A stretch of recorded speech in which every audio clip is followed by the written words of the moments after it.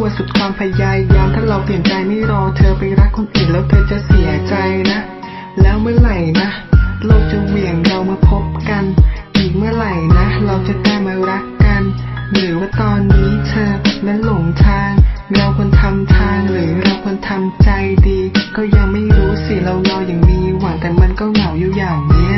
มันก็เหมือนเดิมมันก็เหมือนเดิมเหงาจุงใบเหงาใจใหญ่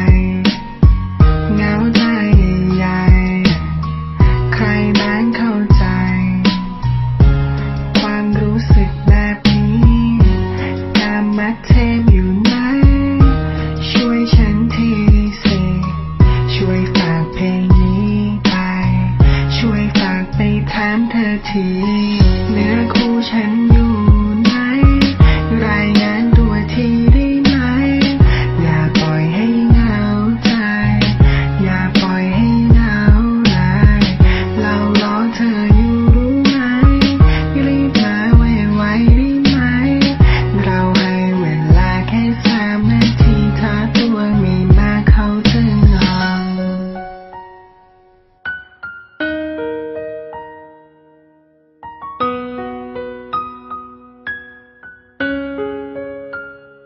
Doble A.